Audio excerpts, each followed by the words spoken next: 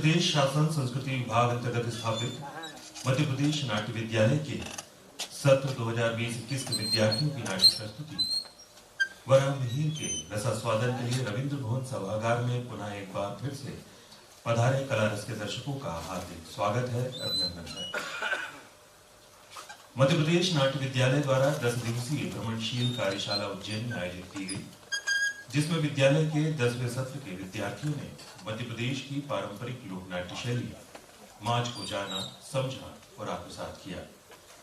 इसी भ्रमणशील कार्यशाला के दौरान माच शैली में एक शोधपरक नाट्य प्रस्तुति तैयार की गई, वराह मिहिर, जिसका मंचन आपसे कुछ क्षण पश्चात आपके समक्ष किया जाएगा।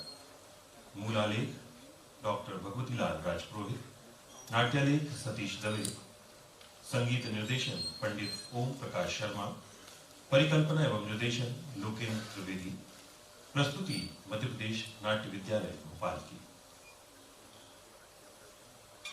नाट्य प्रस्तुति आरंभ हो इससे पूर्व हम आप सभी दर्शकों से विनम्र अनुरोध करते हैं कि कृपया अपने मोबाइल फोन स्विच ऑफ कर दें या साइलेंट मोड पर कर लें।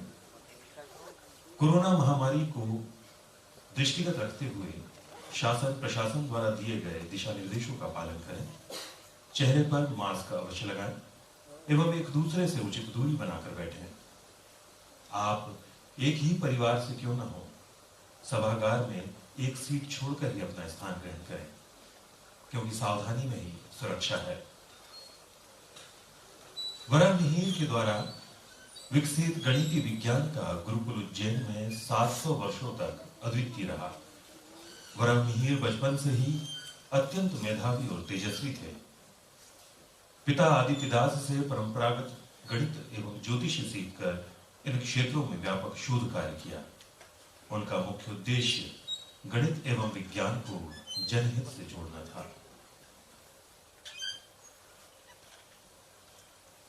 अदृश्य कालखंड के अनछुए व्यक्तित्व पर किसी कथा का बनना कठिन होता है। इस प्रस्तुति के लिए तथ्य और कल्पनाओं के बीच से निर्देश की परिकल्पना के अनुसार नाट्यालेख का एक शैक्षणिक आकार बना है। श्री राजपुरोहित जी के मूल आलेख ने इस नाटक के आलेख को तैयार करने में बहुत मदद की है। माच की जीवंतता ने उसमें रंग भी भरे हैं और यथासंभव समय के विस्तार को समेटा भी है। आचार्य वराह मिहिर के कृतित्व का पटल इतना विशाल है कि एक छोटी सीमा में बांधा नहीं जा सकता। वे मौसम वैज्ञानिक भी हैं, ज्योतिषी भी, गणितज्ञ भी, कुशल रसायन शास्त्री और भी बहुत कुछ। इस प्रकार छोटे प्रसंगों से उनके कृतित्व को उकेरने का प्रयास किया गया है। निर्देशिकी उज्जैनी की ज्ञान परंपरा हजारों वर्षों तक सारे संसार में अग्रणी रही है। खुदाई में मिले सभ्यता के अवशेष भोजपत्रों, ताड़पत्रों पर इस विभवशाली नगरी के साहित्य, संगीत, व्यापार, अंतरिक्ष ज्ञान, धातु व रसायन के प्रयोगों, आयुर्वेदिक औषधि विज्ञान के लाखों प्रमाण आज उपलब्ध हैं, जो मूर्तियों, स्तंभों, सिक्के, भांड पात्रों और शिलालेखों के रूप में अब हमें प्राप्त हो चुके हैं। मध्य प्रदेश नाट्य विद्यालय के 10वें सत्र के छात्रों के साथ मध्य प्रदेश की एकमात्र उपलब्ध लोक नाट्य शैली माच, जो अब से 50 से 60 वर्षों पहले तक लगभग 2 करोड़ लोगों के मनोरंजन का माध्यम रही, इस शैली पर काम करने का अवसर मिला, जो कि बड़ा ही रोचक अनुभव था। संयोग से इन छात्रों के साथ उज्जैन में ही 10 दिनों तक इन सांस्कृतिक विरासतों के भ्रमण, अध्ययन कर पारंपरिक माच शैली में एक नाट्य प्रस्तुति तैयार करना बहुत बड़ी चुनौती थी। तैयार प्रस्तुति माच परंपरा के सबसे बड़े गुरु ओम प्रकाश शर्मा जी के मार्गदर्शन में श्री राजेंद्र अवस्थी जी के सहयोग से श्री भगवती लाल राजपुरोहित जी के मूल आलेख पर श्री सतीश दवे जी के नाट्यालेख पर बनाई गई है। तो आइए नाट्य प्रस्तुति वरम मिहिर का रसास्वादन करते हैं श्री लोकेंद्र त्रिवेदी जी द्वारा परिकल्पित एवं निर्देशित प्रस्तुति मध्य प्रदेश नाट्य विद्यालय की। तो लीजिए, प्रस्तुत है नाटक वराह मिहिर।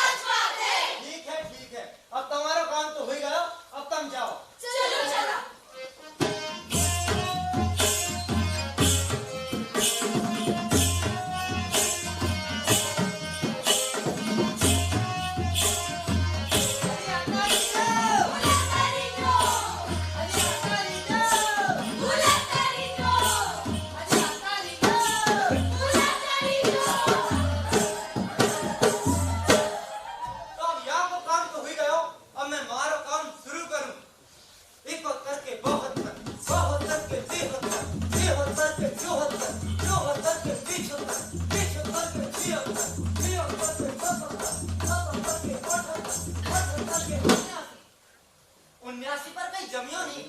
79 की जगह कोई और को भी होना चाहिए जिसमें तरह तरह हो न तो बराबर मिली जाए। अरे जूना लोग होने भी बिना सोचे समझे गिनती में रही जिसमें नहीं तो कोई रदीफ है नहीं कोई काफियो।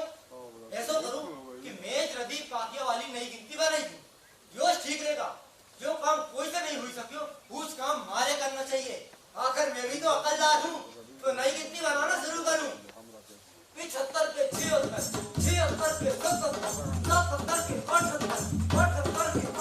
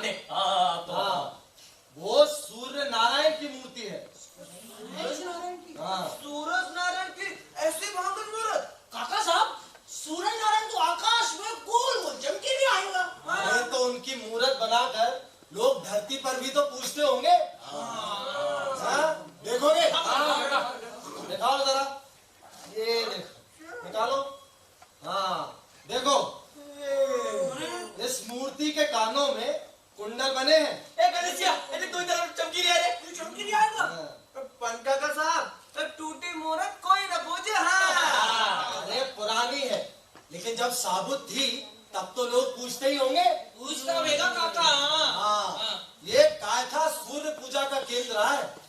यहाँ बहुत बड़े ज्योतिषी आचार्य वराहमिहिर रहा करते थे। ये उन्हीं की सूर्य मूर्ति है। अब काका साहब, हाँ। गांव को नाम कायथो। हाँ। अरे परी को मतलब कोई तो है। कहीं वो पहले से ही कायथो तो। हाँ, प्राचीन समय में कायथा का नाम कपित्थ नगर था। कपित्थ नगर। हाँ। पर काका साहब, ये किन्हीं जमाने की बात है? उज्जैन के राजा विक्रमादित्य के जमाने की बात। क्यों पुरानी बात है? उज्जैन को राजा विक्रमादित्य। हाँ, जब वो राजा थे तो यहाँ पर ज्योतिष विज्ञान का बहुत बड़ा विद्यालय बनाया था। यहाँ का गुरुकुल 700 साल तक वैज्ञानिक शिक्षा का प्रचार करता रहा। हाँ। काका साहब, उनको नाम कई बताया आपने? वराहमिहिर। और उनके बाप को नाम? आदित्य दास। धन्यवाद। कायथा काका। कायथा गिरा के लिया। कपित्थ नगर। और राज्य अवंती है। वो यहाँ सूर्य की पूजा करते थे। अच्छा। उनकी पूजा परंपरा की मूर्त रही है। काका साहब, वराहमिहिर की वार्ता सुनाओ नहीं? अरे भाभी, तुम भी आजा। आजा आजा तुम भी आजा। आजा बैठ जा। ये ले लो साहब। हाँ। सुनाओ नहीं काका। तो वराहमिहिर के समय में कायथा का नाम कपित्थ नगर था।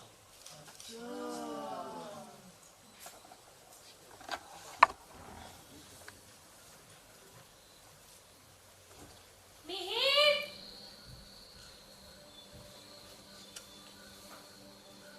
मिहिर, अब सो जाओ।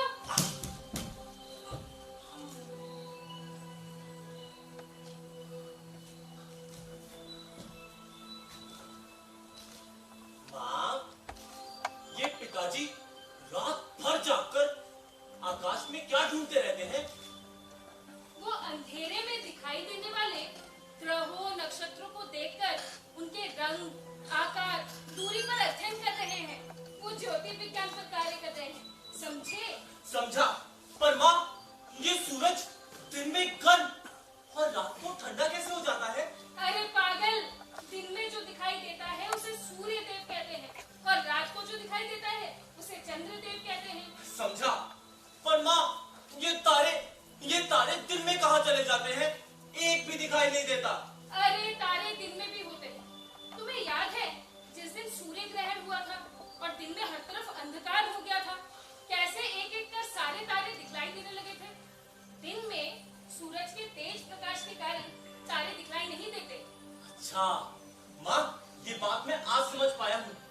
पर माँ, क्या आकाश बहुत बड़ा है? हाँ, बहुत विशाल।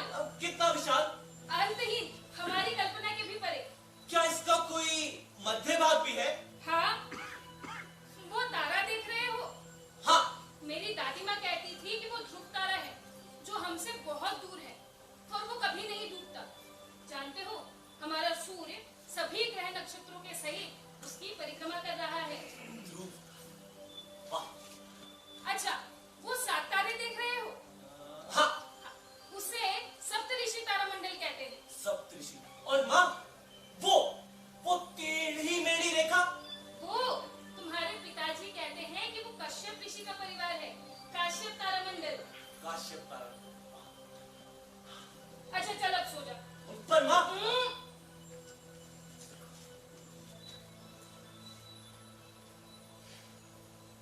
सो जा। माँ, नींद नहीं आ रही। क्या मैं पिताजी के पास जाकर तारे देखूं? अच्छा जा, परंतु चुपचाप।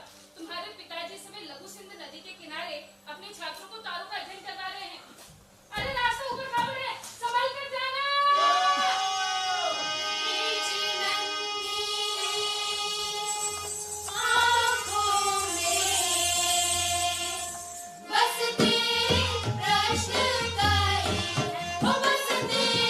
प्रश्न करे है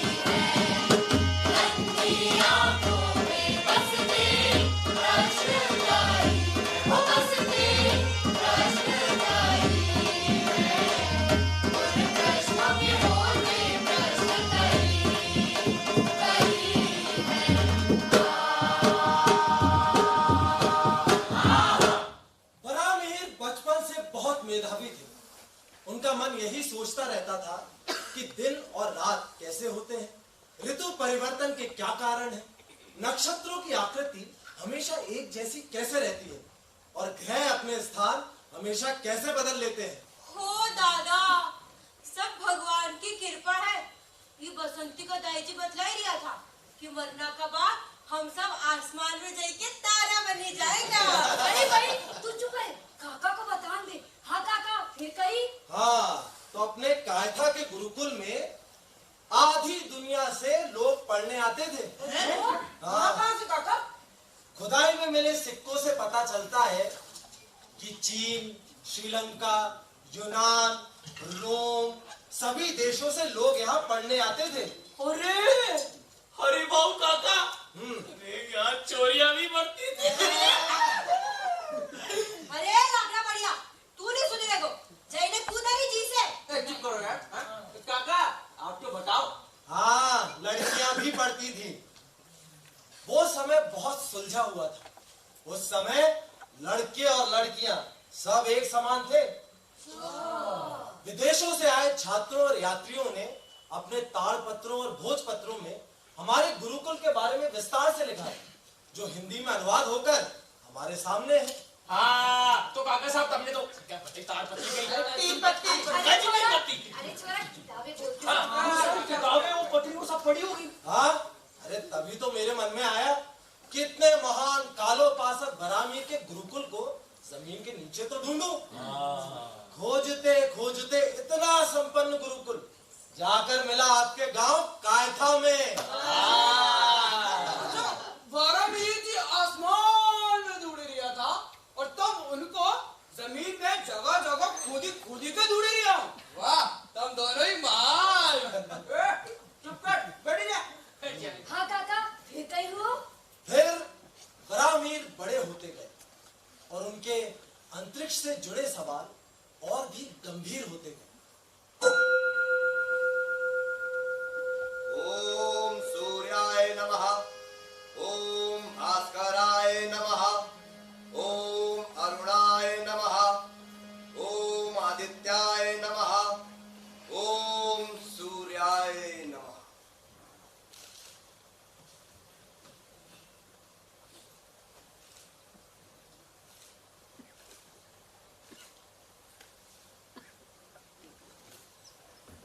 ओम सूर्याय नमः।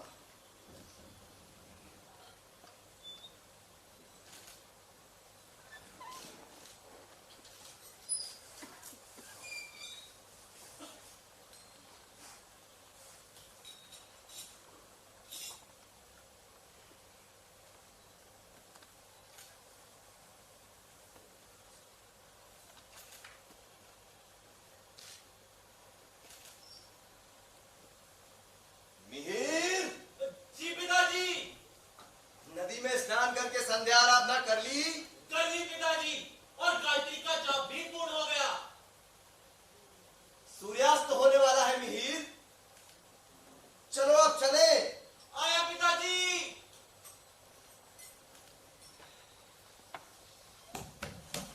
दीजिए।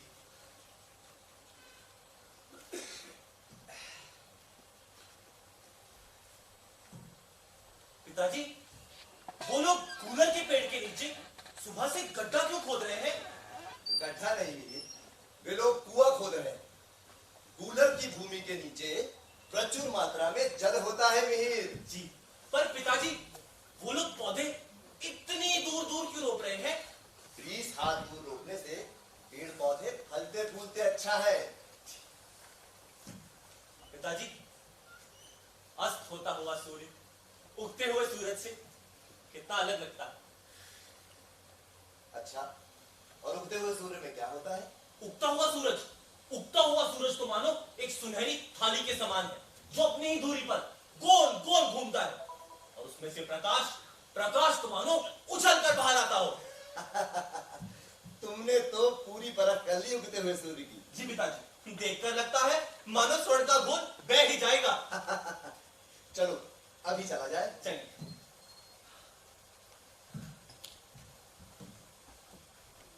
पिताजी, पश्चिमी क्षितिज पर सूर्यास्त भी हो गया। हाँ मिहिर, अंधेरा होने लगा, आकाश में तारे दिखने लगे। अच्छा मिहिर, एक बात बता, सबसे अधिक कौन सा तारा चमकता है? सबसे अधिक शुक्र। पर पिताजी, शुक्र कभी सूर्योदय से पहले और कभी सूर्यास्त के बाद दिखता है, ऐसा क्यों? ऐसा इसीलिए मिहिर, क्योंकि शुक्र सूर्य के बहुत पास में होता है, परंतु उसकी गति अलग है। इसीलिए कभी वो सूर्योदय से पहले तो कभी सूर्यास्त के बाद दिखलाई पड़ता है। पर ऐसा क्यों? ऐसा इसीलिए क्योंकि वो भी तुम्हारी तरह बहुत चंचल है, जो कभी मेरे आगे होता है तो कभी मेरे पीछे होता है। अच्छा, शुक्र का स्वभाव मेरी तरह चंचल है। हाँ, और इसीलिए रोमक सिद्धांत में उसे कलाओं की देवी कहा गया है। कलाओं की देवी। हाँ। पर पिताजी, आपने ये रोमक सिद्धांत कहाँ पढ़ा?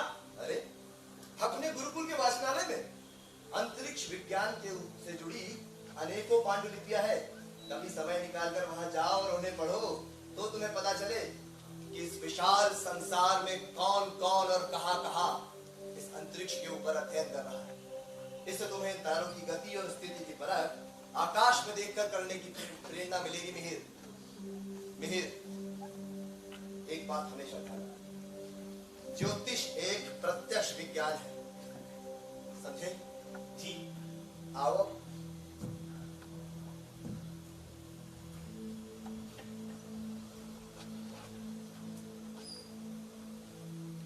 मिहिर, वहां देखो, आकाश में हिरणी।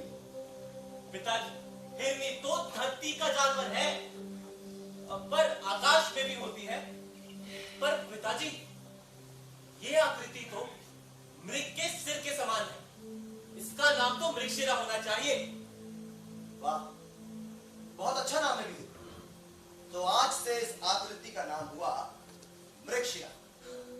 वहां नीचे देखो मिहिर, पतंग के 4 पैरों से विचार तारे और बीच में 3 तारों की कतार।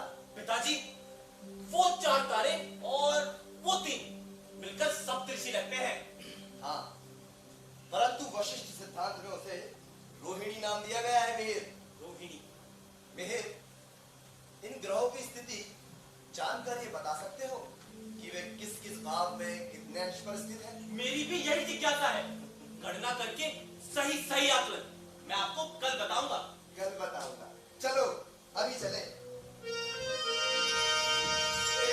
देश विदेश के देखो व्यापारी, सजी धजी गाड़ियां ले आए भाई। देखो व्यापारी, देखो व्यापारी, सजी धजी गाड़ियां ले आए भाई। देखो व्यापारी, देखो व्यापारी, सजी धजी गाड़ियां ले आए।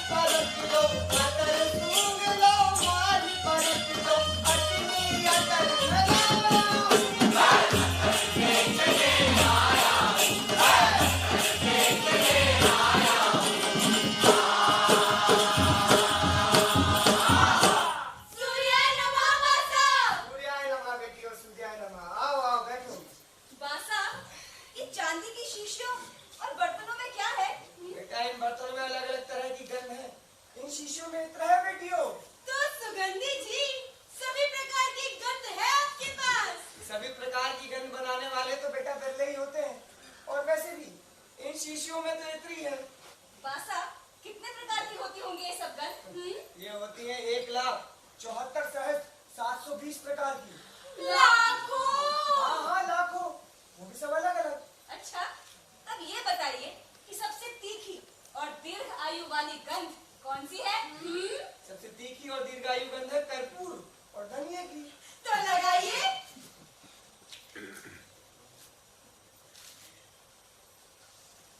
वाह, पर सुगंधी जी, ये गंध तो जानी पहचानी सी है। इनके गुण तो आज जाने हैं, पर क्यूरी सुधा, हाँ, हमारे गुरुकुल में तो ये सब बनाने की विधि बहुत पहले सिखाई जा चुकी है। ए लड़कियों, क्या कहा तुमने? गुरुकुल। तो तुम इस गुरुकुल की शिष्या हो? हाँ। अरे मेरा मालिक तो वहीं से इतना लाकर पूरे संसार में बेचता है। मूर्ख बनाती हो लड़कियों, भागो यहाँ से। अरे सुनो सुनो, गुरुकुल में सामूहिक सूर्य नमस्कार का समय हो गया है, शीघ्र चलो।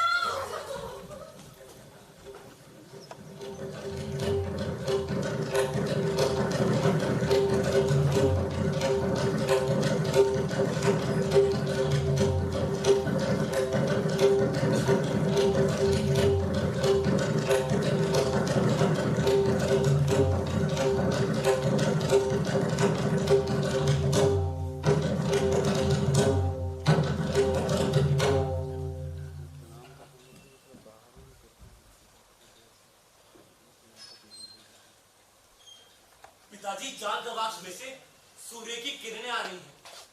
इस प्रकाश धारा में छोटे छोटे कितने सारे कण उड़ रहे हैं। हाँ मिहिर, ये रजकण है मिहिर। या हम कह सकते हैं ये अणु इस तरवाय में ही दिखलाई देते हैं मिहिर, धूप में भी नहीं दिखते। संसार का सबसे छोटा कण अणु। नहीं मिहिर, इस कण का छठा भाग परमाणु होता है। और ये परमाणु का भी कोई अंश है? ऐसे विखंडन की सीमा नहीं है मिहिर। ब्रह्मांड के जन्म से जुड़ा ये रहस्य है, अनुसंधान करना होगा। ये ज्योतिरेख देख रहे हो मिहिर? जी, ये ज्योतिरेख ही हमारी काल गणना का मुख्य आधार है। ये ज्योतिरेख? हाँ, आश्चर्य है। पर पिताजी, ये संभव कैसे है? मन के बाद सबसे तेज गति प्रकाश की ही तो है, और उसे नापने का सहज तरीका ये छोटी से छोटी ज्योतिरेख। और इस नाप की इकाई क्या है? ये अणु? मैं तुम्हें समझाता हूं। जब ये ज्योतिरेख दो अणुओं को पार करती है तो वो कहलाती है एक त्रस रेणु। त्रस रेणु। जब वही ज्योतिरेख तीन त्रस रेणु को पार कर जाए तो वो कहलाती है एक त्रुटि। त्रुटि। जब वही ज्योतिरेख 100 त्रुटियों को पार करती है तो वो कहलाती है एक वेद। एक वेद। क्रम इसी तरह आगे बढ़ता जाता है। लाभ, निमेष, काष्ठा, लघु, नाड़ी। पर पिताजी, इतना सब कुछ मुझे संभव थोड़ी रहेगा। अभी तो आधा भी नहीं हुआ। फिर नाड़ी, मुहूर्त, अहोरात्र, सप्ताह, पक्ष, माह। चला गया। और गया नहीं, आप ही की बात सुन रहा था। यहाँ मैं मिहिर, कल ग्रहण है। बताओ कौन सा ग्रहण है? कल पूर्णिमा है तो चंद्र ग्रहण, अगर अमावस होती तो सूर्य ग्रहण होता। अच्छा, अमावस को चंद्र ग्रहण नहीं होता? पिताजी, अमावस को जब चंद्र ही नहीं होगा तो ग्रहण कहां से होगा? अच्छा, कल के ग्रहण की विशेष बात क्या है? कल के ग्रहण, पिताजी, कल ग्रहण को देखकर और उसका सही सही आकलन करके मैं आपको कल ही बताता हूं। चलो अभी चला जाए, संध्या आराधना का प्रबंध किया जाए। पहले था जो बालक छोटा, वो मिहिर अब बड़ा, आज वो मिहिर अब बड़ा, आज वो मिहिर अब बड़ा, आज पहले था जो बालक छोटा, वो मिहिर अब बड़ा, आज वो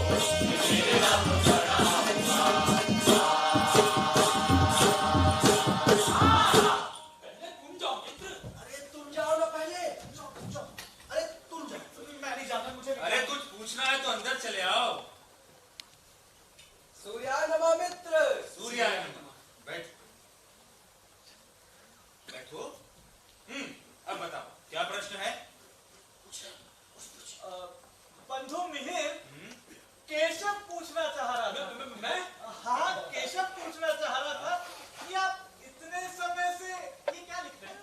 ये हाँ? पंच सिद्धांतिका।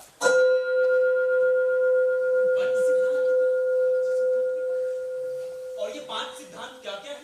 अब तक सारे संसार में काल गणना के 5 सिद्धांत प्रामाणिक है। कौन कौन से सिद्धांत मिहिर? पितामह सिद्धांत, रोमक सिद्धांत, पॉलिस सिद्धांत, वशिष्ठ सिद्धांत और मैं दानव का बनाया हुआ सूर्य सिद्धांत। वाह, परंतु मिहिर, संसार में भिन्न भिन्न देशों से तुमने ये 5 ग्रंथ प्राप्त कैसे किए? हमारे देश के व्यापारी व्यापार के लिए विश्व भर में भ्रमण करते हैं। उनके साथ विद्वान दुभाषी भी होते हैं। उन्हें जहां से जो वस्तुएं प्राप्त होती है वे गुरुकुल में आकर बेच जाते हैं। समझ गया। उसके बाद मूल पांडुलिपियों को हमारे गुरुजन और उसी देश के विद्यार्थी, हाँ, वही विद्यार्थी जो हमारे गुरुकुल में अध्ययन करने आए हैं, वे सब मिलकर मूल पांडुलिपियों का पुनः अनुवाद करते हैं ताकि उन सिद्धांतों के गूढ़ रहस्यों को पुनरांकित किया जा सके। और उसके बाद हमारे मिहिर ताड़ पत्रों पर लिखी हुई कृतियों का अध्ययन करते हैं। अरे हाँ बुद्धादित्य, हमें तो अब याद आया, आप तो अनुवाद विभाग से जुड़े रहे हैं। चलिए, इस बात का इन्हें स्मरण तो है। पर गुरु भाई, इन सिद्धांतों से ज्ञान क्या मिलता है? हमने अब तक शरीर के विभिन्न क्रियाकलापों का सूक्ष्मता से अध्ययन कर हृदय ताल से नाड़ी विज्ञान को विकसित कर लिया। अच्छा, तुम्हें से ये कौन बताएगा कि इससे धरती की काल गणना कैसे की जाती है? धरती की काल गणना? बताओ केशव, बताओ। ज्ञानानंद, तुम बताओ ना। मैं बताता हूँ मित्र। 24 पलों को 60 नाड़ियों से उड़ाकर 24 घंटे के एक दिन रात का सही आकलन तो हमने गुरुकुल में ही कर लिया है। तत्पश्चात उत्तरायण और दक्षिणायन पर झुकती धरती सूर्य की एक परिक्रमा 365 दिनों में पूर्ण करती है। इसका भी अध्ययन हम सब ने कर ही लिया है।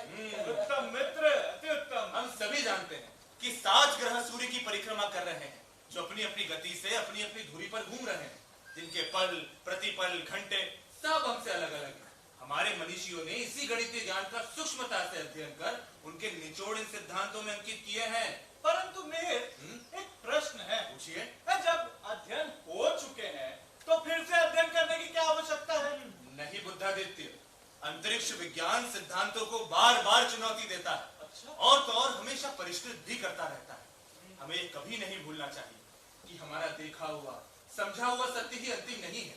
ये ब्रह्मांड तो अनंत है और अब तक तो हम धरती को ही ठीक से नहीं जान पाए हैं। तो ये सारे ग्रह हमसे बहुत दूर हैं।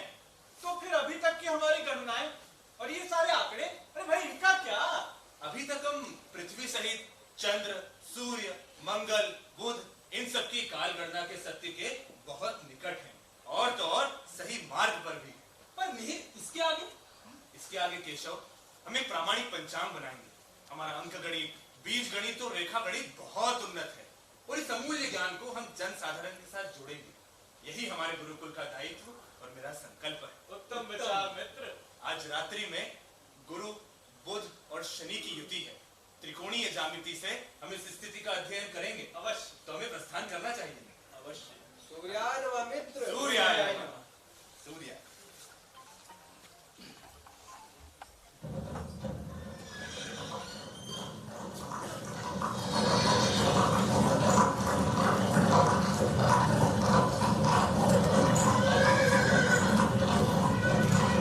अरे, हमारी सेना इतनी शीघ्रता से कहाँ जा रही है? आचार्य, गुर्जर प्रदेश के गुरुकुल ने सूचना भेजी है। शकों ने वहां आक्रमण कर दिया है आचार्य। वे लुटेरे सेना से लड़ने की अपेक्षा गांव-गांव में आतंक मचा रहे हैं आचार्य। देख, सेना की अपेक्षा साधारण जनों पर आक्रमण, कायरता है ये। हमें सावधान होना होगा। निशंक हो ब्रह्मदेव, ऐसे लोक यति आक्रमणों की प्रतिरक्षा का एक ही उपाय है। क्या उपाय है आचार्य? जन जन में जागृति। कैसे करेंगे आर्य? कहाँ वे क्रूर आक्रांता और कहाँ हमारे भीरू ग्रामवासी। महाराज विक्रमादित्य! जयवंत हो, जयवंत हो। महाराज विक्रमादित्य! जयवंत हो, जयवंत हो। महाराज विक्रमादित्य! जयवंत हो, जयवंत हो। प्रणाम आचार्य। ब्रह्म तेजो वृद्धि राजन, प्रतिरक्षा का एक ही उपाय है, ग्राम सेना। गांव-गांव में ग्राम सेना, बहुत उत्तम विचार है आचार्य। सम्राट, क्या ये षष्ठी देश के वही दुर्दांत शक हैं जिनका पूर्व में ही आभास विश्वास किया जा चुका है? आपका अनुमान सत्य है। उन्हीं शिष्टियों में से ये लुटेरे शक हैं। ये सीधे आक्रमण नहीं करते, ये बिखर कर गांव के सीधे साधे किसानों पर आक्रमण करते हैं। इसलिए आपकी ग्राम सेना की योजना बहुत उत्तम। तब फिर गुरुकुल के शस्त्र विद्या में प्रवीण शिष्य ग्राम ग्राम में जाकर युवकों को प्रशिक्षित करेंगे, उनमें आत्मविश्वास जगाएंगे। स्मरण रहे, किसी भी राज्य की रक्षा का दायित्व मात्र वहां के राजा पर नहीं हो सकता, वरन गांव के सभी व्यक्तियों को जागरूक रहना आवश्यक है। राष्ट्र के प्रति निष्ठा ही हमारी बाहरी और आंतरिक आक्रमणों से रक्षा कर सकती है। मुझे विश्वास है कि ग्राम सेना के साथ शकों को उनके मूल देश तक खदेड़ देंगे। जब युवराज के इतने सशक्त विचार हैं तो विजय अवश्यंभावी है। हमारा समूचा गुरुकुल इस विजय अभियान में प्रवृत्त होगा सम्राट। तो आइए आइए हम सब मिलकर संकल्प करें और इस विजय अभियान में बढ़ चले।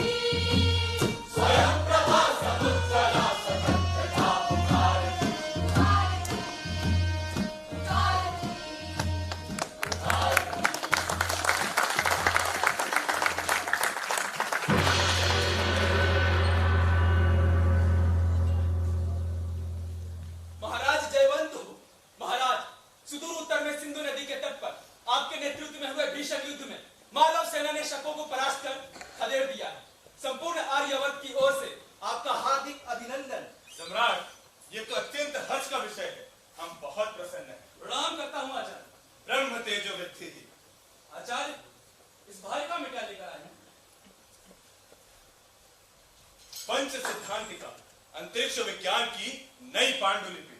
आपने इसमें कौन से 5 सिद्धांतों को शामिल किया है?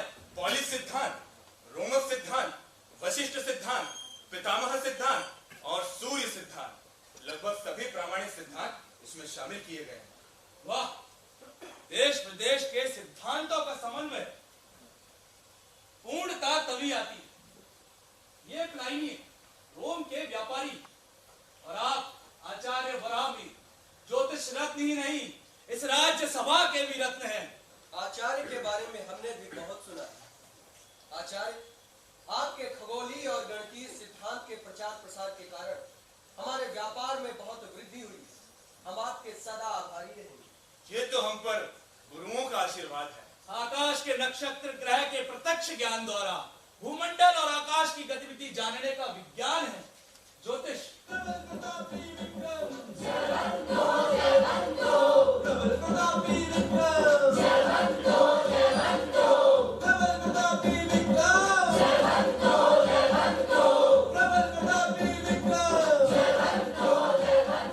आर्यवर्त की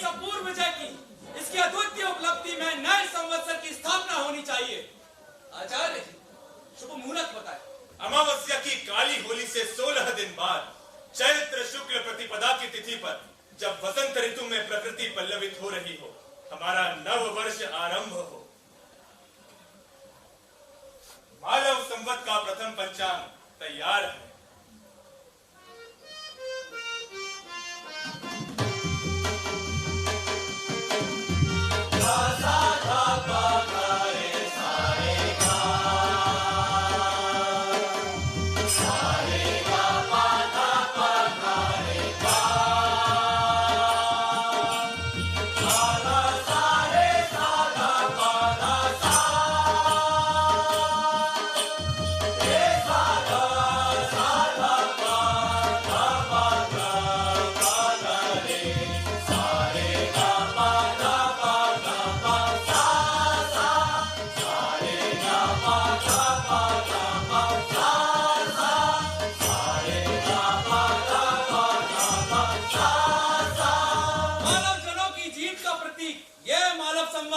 चैत्र शुक्ल की प्रतिपदा से आरंभ होगा।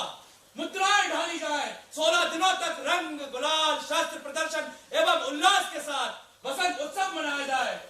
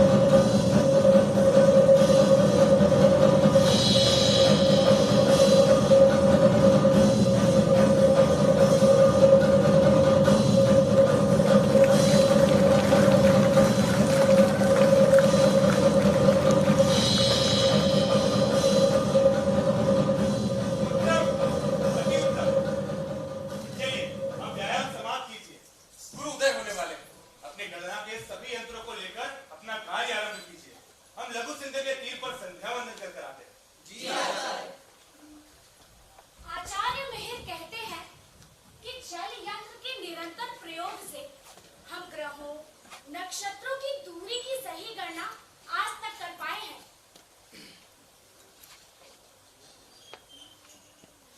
आकाशीय पिंडों में जो ग्रह हमारे सौर परिवार के सदस्य हैं और जो निरंतर सूर्य देव की परिक्रमा कर रहे हैं, उनकी सही गति, संचलन पथ और उन ग्रहों की पृथ्वी से दूरी, वहाँ के वातावरण आदि का अब हमारे पास आकलन उपलब्ध है। आचार्य महल ने बतलाया है कि चंद्र पृथ्वी का उपग्रह है और चंद्र की भीतरी सतह में प्रचुर मात्रा में जल भरा है।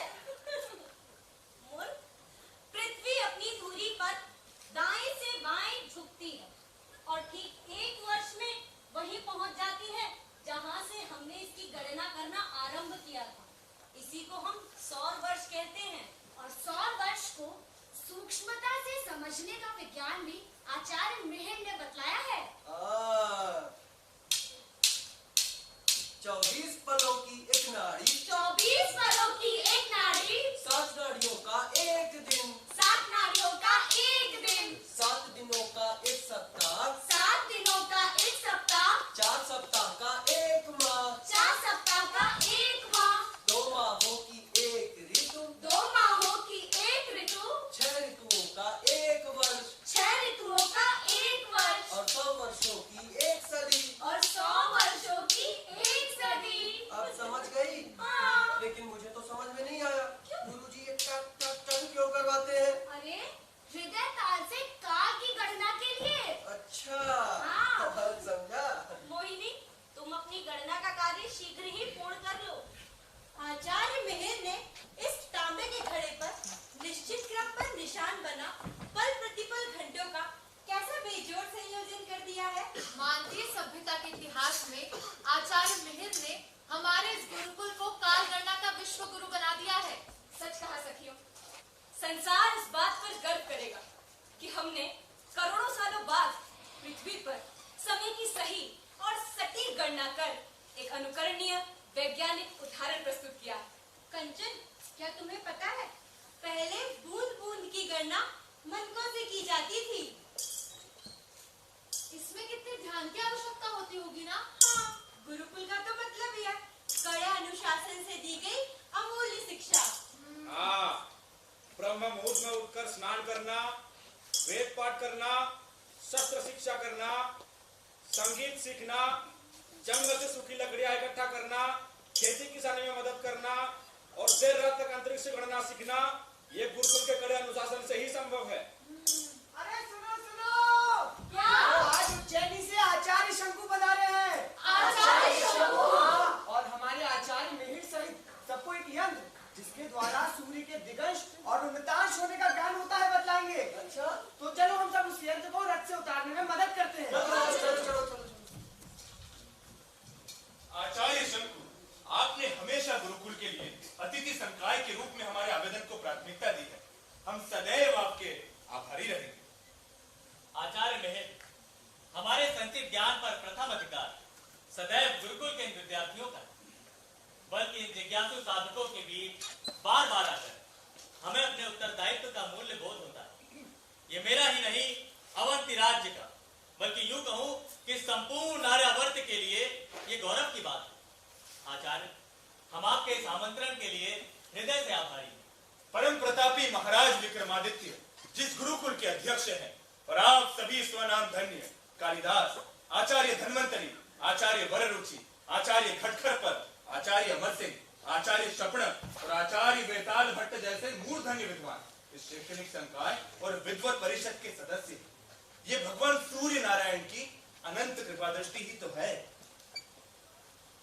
आइए सूर्य प्रार्थना का पाठ आरंभ करते हैं।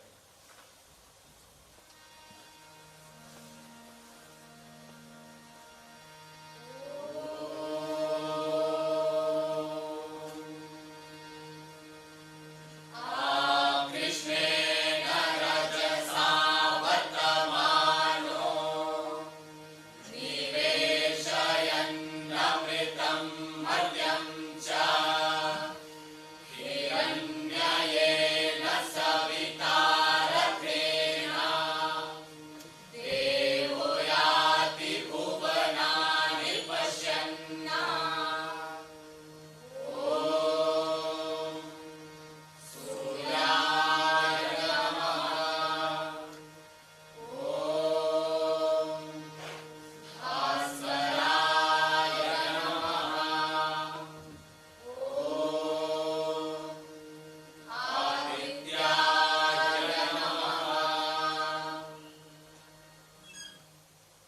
इसके पश्चात हम सभी इस यंत्र पर ध्यान देंगे।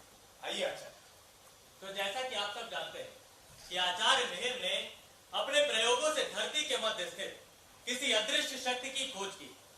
धरती अपनी धुरी पर कभी उत्तर तो कभी दक्षिण की ओर 23.44 अंश तक झुकती है, जिससे हमारी धरती पर ऋतुएं बदलती हैं। अब आप में से ये कौन बताएगा कि ऋतुएं कितनी होती हैं? आप बताइए। आचार्य 6 ऋतुएं होती हैं।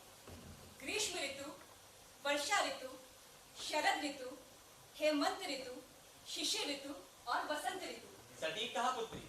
इस बात को और अधिक वैज्ञानिक और प्रामाणिक रूप में सिद्ध करने का उत्तरदायित्व आचार्य मिहिर ने मुझे दिया था, और इनके मार्गदर्शन और सघन खोज के बाद शिप्रा के तट पर वो स्थान भी ढूंढ निकाला गया है जहां कर्क संक्रांति के दिन मध्याह्न 12 बजे सूर्य के कारण दिखने वाली परछाई शून्य हो जाती है और यहीं से अदृश्य कर्क रेखा निकलकर महाकाल मंदिर के शिखर से होते हुए अंगारेश्वर से आगे निकल जाती है।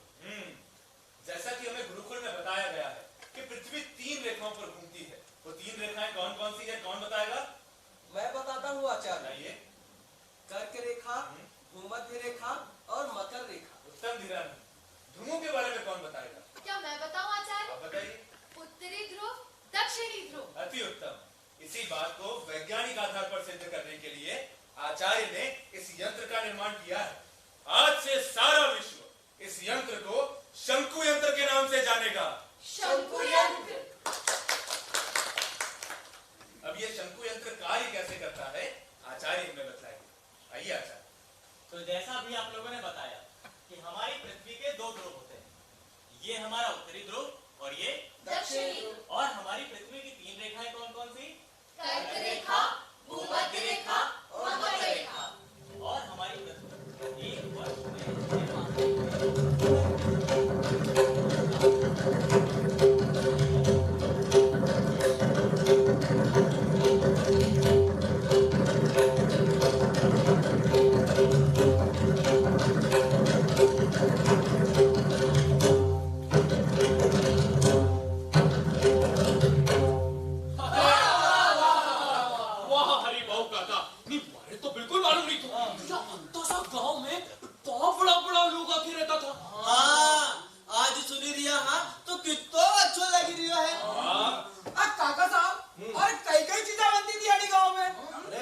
संसार में कपित्थ नगर की प्रसिद्धि फैल गई थी। अच्छा।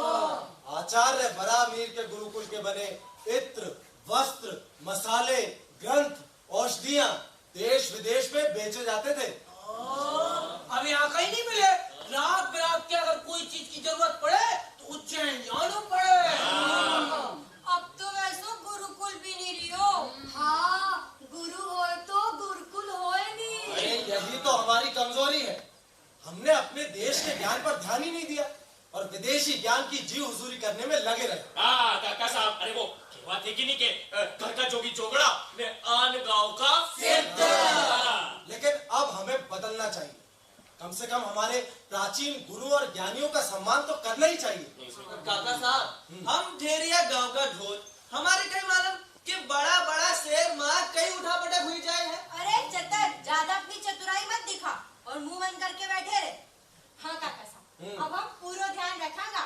कपित्थ नगर की बात सबके बतावांगा।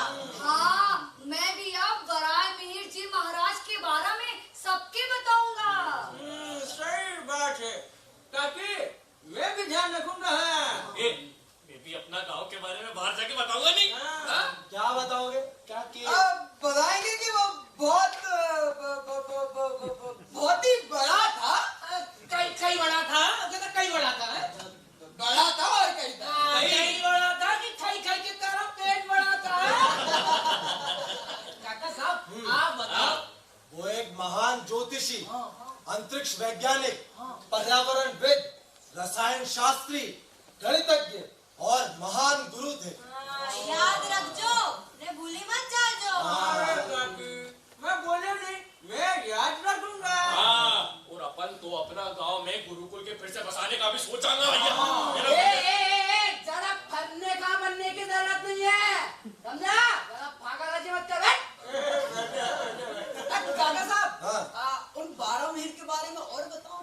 हाँ, तो आचार्य की प्रसिद्धि इतनी फैल गई थी कि ईरान के शहंशाह ने वेदशाला निर्माण के लिए आचार्य को ईरान बुलवाया था। ईरान? हाँ, तब वहाँ के राजा नौशेरवा थे। वो हमारे यहाँ के अंतरिक्ष विज्ञान से बहुत प्रभावित थे। जैसे हमारे वराहमिहिर जी सूर्य उपासक थे, वैसे वहाँ का पारसी समाज अग्नि की उपासना करता था। हाँ, उनके देवता जोरेस्टर थे, जैसे हमारे सूर्य नारायण भगवान।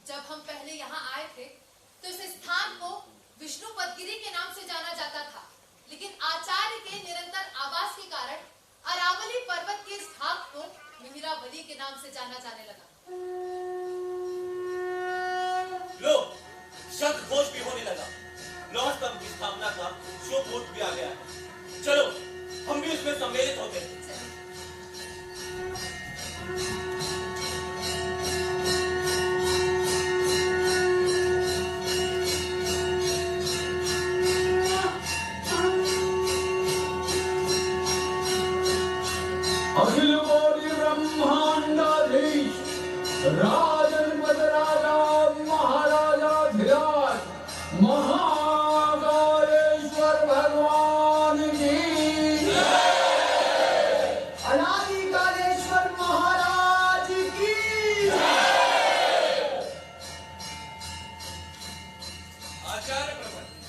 आपके संकल्प की पूर्ण आहुति का यह शुभ दिवस है। कालों के काल महाकालेश्वर को ये काल गणक यंत्र समर्पित करते हुए मैं अत्यंत प्रसन्न हूँ और इसलिए भी प्रसन्न हूँ कि आपने इसे मंदिर में स्थापित करने की अनुमति प्रदान की।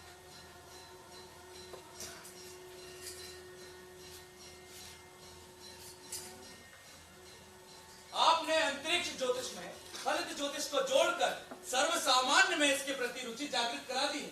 आपने उत्तर वाहिनी शिप्रा के तट पर 27 तीर्थों का निर्माण कराकर 27 नक्षत्रों के ज्ञान को जन जन तक पहुंचा दिया है। सूर्य मंदिर पर 52 कुंड, वर्ष के 52 सप्ताहों के प्रतीक और कर्क राजेश्वर मंदिर कर्क रेखा का स्थान विज्ञान को जन जन तक पहुंचाने का यह अत्यंत अनुकरणीय कार्य है आपका। एक जिज्ञासा है आचार्य, आपने शिवलिंग पर त्रिपुंड और नागयंत्र तथा शिखर पर स्वर्ण कलश और ध्वज का आग्रह किया था, इसका कोई विशेष प्रयोजन? अमात्य, विज्ञान मात्र सिद्धांतों के रचे जाने से सिद्ध नहीं होता जब तक कि वो जन साधारण में प्रचलित न हो जाए। और मेरा ऐसा विश्वास है कि यदि इन अंतरिक्षीय प्रमाणों को जन साधारण की स्मृति से जोड़ दिया जाए तो वर्ष भर में धरती पर होने वाले परिवर्तनों को हम उनके जीवन का हिस्सा बना सकते हैं। और भगवान महाकाल के मस्तक पर यह कर्क, भूमध्य और मकर रेखा में त्रिपुंड का अंकन और बीच का ये गोलाकार सूर्य वर्ष भर में होने वाले धरती पर परिवर्तनों का अनुभव देता है। आचार्य ने 16 तिथियों को उज्जैनी में 16 जलाशय बनाकर स्नान करने की परंपरा स्थापित कर 16 तिथियों का विज्ञान जन सामान्य के मन में स्थापित करा। वहीं महाकालेश्वर मंदिर के प्रांगण में 12 माहों के 12 ज्योतिर्लिंगों की स्थापना भी स्मरण के इसी विज्ञान का बोध करा दी। जीवन मरण की हृदय ताल जो धक धक कर रही है, जल घट यंत्र की बूंद बूंद में उसे परिवर्तित कर हमने हमारा काल गणना विज्ञान विकसित किया है, जिससे हमने हमारे दिन, महीने, वर्षों की काल गणना कर भगवान महाकाल को आराध्य रूप में स्थापित किया है। अंत में विश्व की सारी गणनाएं भगवान महाकाल में समा जाएगी और भगवान महाकाल के मस्तक पे ये पंचनाग, पंच महाभूत है जो धरती पर जीवन को निरूपित करते हैं। अमात्य, शिखर पर ध्वज हर समय वायु की दिशा का सूचक है, जिससे व्यापारी और यात्रियों को अपने सही मार्ग तक पहुंचने में सहायता हो सके। अमात्य, स्वर्ण और तांबे के मिश्रण से बना शिखर आकाशीय विद्युत से मंदिर की रक्षा करता है। अंतरिक्षीय विज्ञान एक अथाह सागर है, कोई भी इसे आसानी से पार नहीं कर सकता। मेरी रचनाएं एक सुरक्षित नाव है, जो कोई भी इन्हें पढ़ेगा वो उसे उस पार ले जाएंगे। आज के इस विशेष दिवस पर मैं अपने पुत्र पृथु यशस और अपने पुत्र वधु खना को भारत भेज रहा हूँ। महाराज, आपसे अनुरोध है कि आप इन्हें राजकीय संदेश और अपना आशीर्वाद प्रदान करें। अवश्य। अमात्य, गुरुपुत्र पृथ्वीशस की यात्रा के लिए पूर्ण व्यवस्थाएं कीजिए। जैसी आपकी आज्ञा।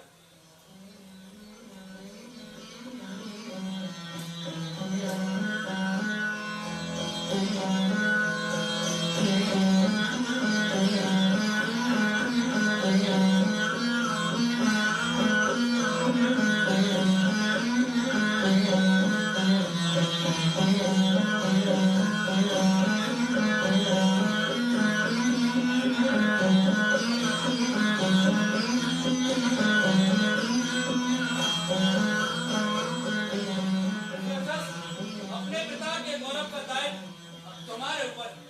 फारस की राजधानी में जाकर सम्राट मौसेरवा से संपर्क करें। वहां जुंदशापुर में काल गणना के लिए एक वेधशाला और औषधालय का निर्माण करवाएं। आचार्य मिहिर के ज्ञान ध्वज को दिग दिगंत तक विस्तारित करने के लक्ष्य के लिए प्रस्थान करें। अश्व और सेना तैयार है। आइए, मैं आपका पथ प्रदर्शित करता हूं। आप सबके आशीर्वाद, मां के स्नेह, पिता वराह मिहिर और अवंतिका की धरती के यश को दुनिया भर में स्थापित करने का हम संकल्प करते हैं। चलो खना।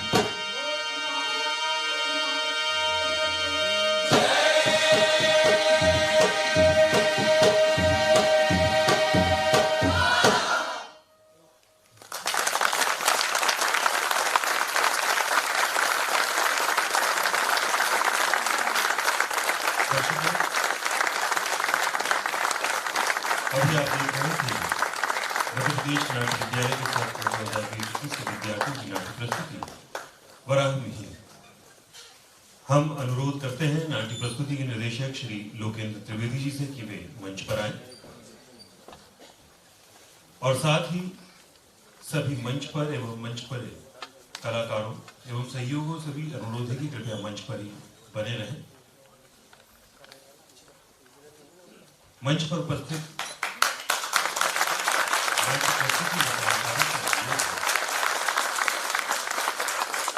कृपया अपना परिचय दें। मंच परे के कलाकारों से भी अनुरोध है कि कृपया वे भी मंच पर पहुंचे। आशीष गढ़वाल नरसिंहपुर से। हरिसेवा कहरवार देवरी मध्य प्रदेश। दयासागर धरुआ उड़ीसा। अमन सिंह चंडीगढ़। अंकित शर्मा उज्जैन मध्य प्रदेश। भोपाल मध्य प्रदेश। पुरुषोत्तम शाक्य ग्वालियर मध्य प्रदेश। नेहा दिल्ली से। कश्यप दास झारखंड से। सुचित्रा कानपुर उत्तर प्रदेश। सिम्पी कैनवास हरदा मध्य प्रदेश। आकाश विश्वकर्मा सागर मध्य प्रदेश। अंतिमा सोनी खंडवा मध्य प्रदेश। शांति गुप्ता सीधी मध्य प्रदेश। भोपाल। दुष्यंत मिश्रा गुना से। आयुष शर्मा भोपाल। साकेत साहू रायपुर छत्तीसगढ़। हम गौतम लखनऊ। हम मिश्रा दिल्ली। निशा तिवारी लखनऊ से।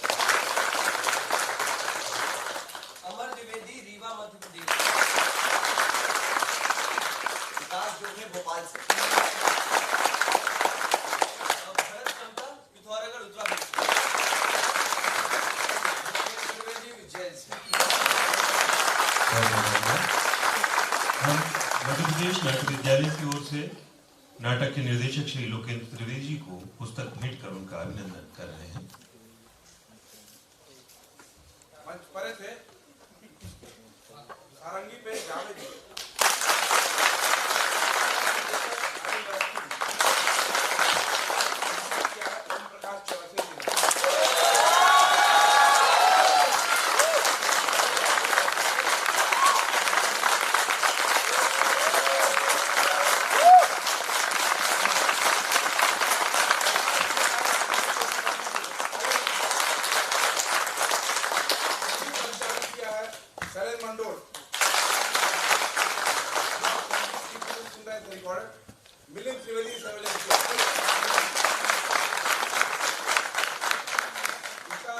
का जो हमारे विद्यार्थी वहाँ मालवांचल ग्राउंड में गए थे, वहाँ पर भगवती लाल राजपुरोहित जी ने थोड़ा सा स्वरूप दिया था और उसको नाट्य रूप दिया है सतीश दवे जी।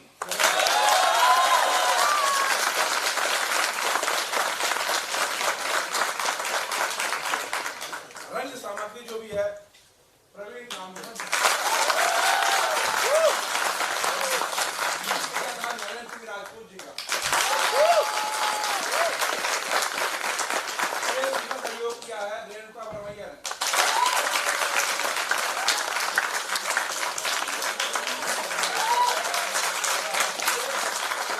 देख रहे हैं प्रमोद गायकवाड़ एवं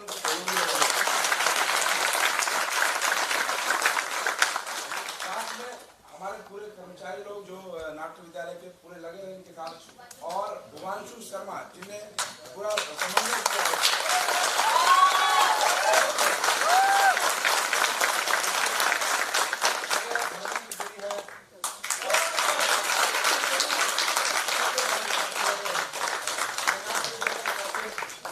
परंपरा है दुख देने की, मैं उसको निभाने चलता हूँ।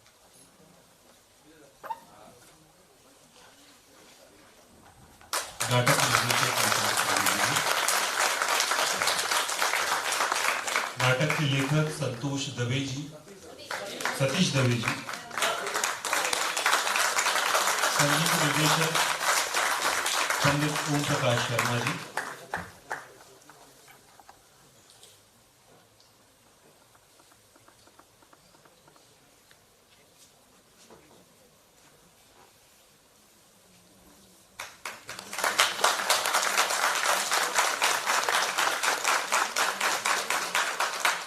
संगीत निर्देशक पंडित ओम प्रकाश शर्मा जी।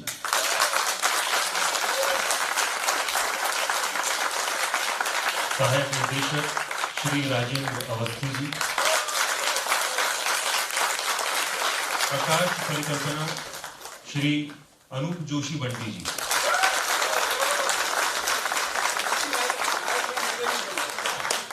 संगीत संयोजक श्री मिलिंद त्रिवेदी जी। संगीत संचालन श्री शैलेंद्र मंडोड़। रंग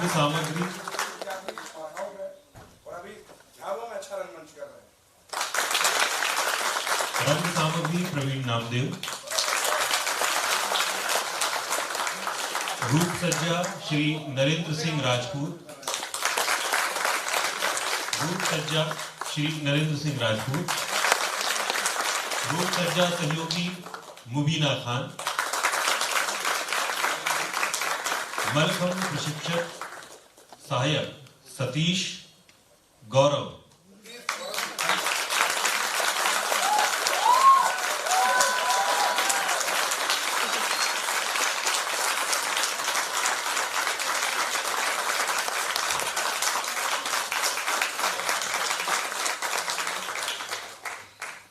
ढोल पर शक्ति नागर।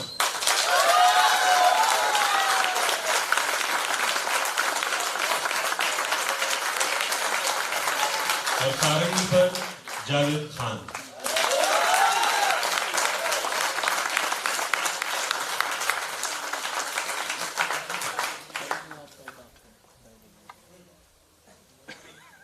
बहुत बहुत धन्यवाद। धन्यवाद आप सबका। आप ऐसे विद्यार्थी को हमारे सावर्धन करिए और समय समय पर जब भी हो हम आपको सूचना देंगे। आप नाटक देखने आइए और लोगों का भी नाटक देखने आइए। हमारे बीच हमारे मार्शल आर्ट के टीचर और फिल्मी स्टंट सिखाने के लिए आए हैं जावेद जी, आप मंच पे आएंगे।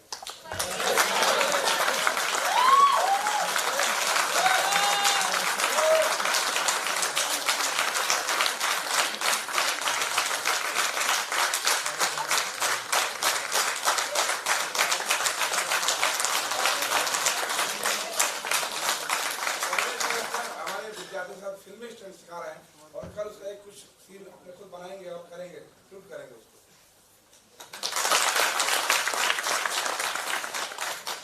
हाँ, हमारे ये आप पीछे जो आवाज सुन रहे थे योगेश माठे जी, आइए।